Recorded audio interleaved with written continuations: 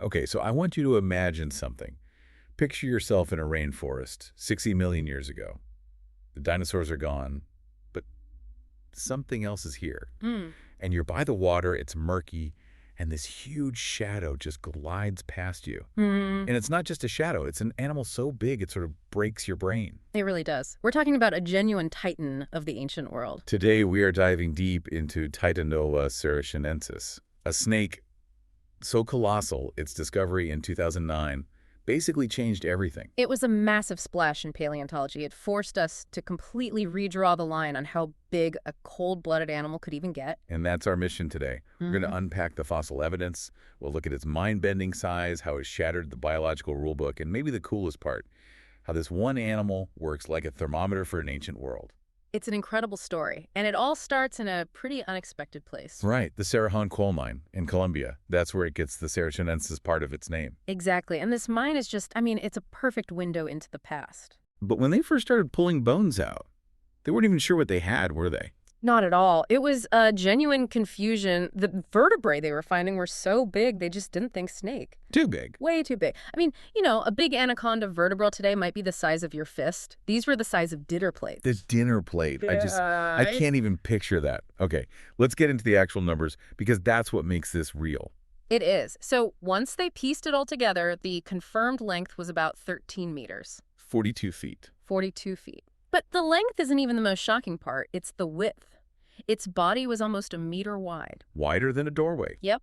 And the weight, over 1,100 kilograms. So heavier than a walrus. Heavier than a full-grown walrus. And just for context, that means it was physically longer than a Tyrannosaurus rex. That completely reframes the whole idea of a giant predator. It does. And we're so certain about this because it wasn't just, a single lucky bone fragment. They found parts of around 30 different individuals. 30 of them, at least. Yeah. Including a nearly complete skeleton and skull material. So this wasn't some freak outlier. 13 meters was probably just average. Average, wow. And an animal that size would have had, what, hundreds of vertebrae? The estimate is well over 250 vertebrae, all interlocking to make that immense body move. So this is now the undisputed king. But before 2009, what was the biggest snake we knew about? What was the record? Before this, the title belonged to a snake called Gigantophis garstini. Gigantophis, the giant snake. The giant snake, exactly. It lived in North Africa about 40 million years ago, and it was a monster in its own right, 7 meters long. 7 meters is still enormous. Oh, it is. But then you put it next to Titanoboa, and suddenly Gigantophis looks kind of small. That's almost double the length. Nearly double. Oh. It didn't just break the record, it redefined the entire scale. And compared to snakes alive today, like the longest is a reticulated python, right? Right, which can get to about 6 meters, maybe a little more. The length of a school bus, basically. Yeah, a short one. And Titanoboa was more than twice that. It's a whole different ballgame. It's not just a bigger snake. It's a different kind of biological entity. And that's why it caused such an uproar in the scientific community. Precisely.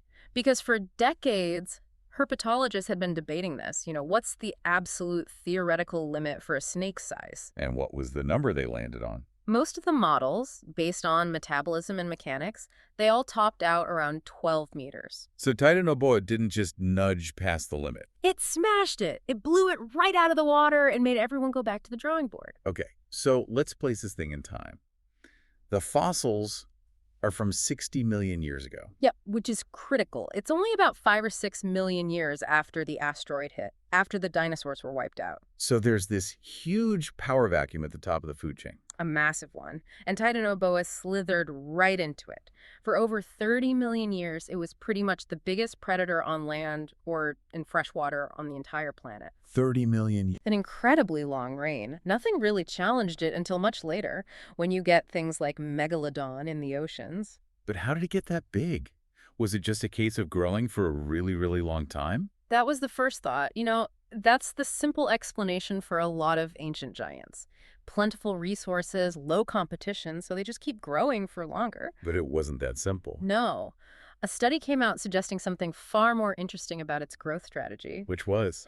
It suggested Titanoboa wasn't just growing for longer, it was also growing faster than its ancestors. Faster. Much faster. It was this 1-2 punch of an accelerated growth rate and an extended growth period that let it blow past that 12-meter theoretical wall. That implies a totally different kind of metabolism, doesn't it? Yeah. To grow faster, you need to be processing energy at just a ferocious rate. Exactly. A huge food supply, for one, Yeah. but also that its own biology was just hyper efficient at turning food into mass. It tells us it was pushing biological limits in more ways than just size. So its size broke the rules of biology. Hmm.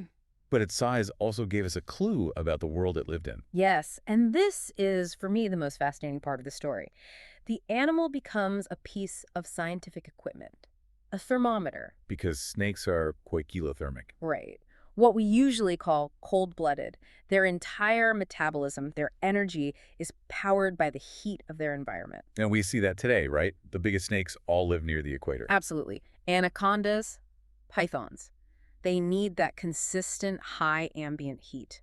The further you get from the sweltering tropics, the smaller the reptiles get. It's a clear rule. So you can work backward. If you know the size of the snake, you can calculate the temperature it needed to survive. Precisely. A 1,100-kilogram reptile needs a massive and, more importantly, a sustained amount of external heat just to digest its food, let alone move. So what was the magic number for a 13-meter monster? This is where it gets really interesting. They ran the numbers, and the conclusion was that for an animal this big to exist, the average year-round temperature had to be at least 30 to 34 degrees Celsius. 30 degrees. That's like a permanent, intense heat wave. It is. It's deep tropical heat.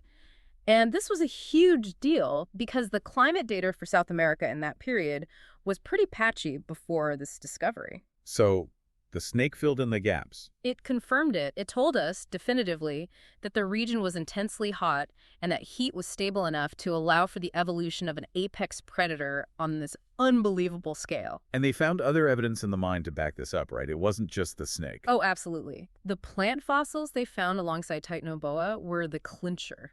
They were direct relatives of modern tropical plants. So it wasn't just warm, it was a proper rainforest. An ancient established rainforest. In fact, it's now considered the oldest one ever found in South America, the very foundation of the Amazon ecosystem we know today. That's incredible. So we have this absolute giant living in the world's first rainforest right after the dinosaurs.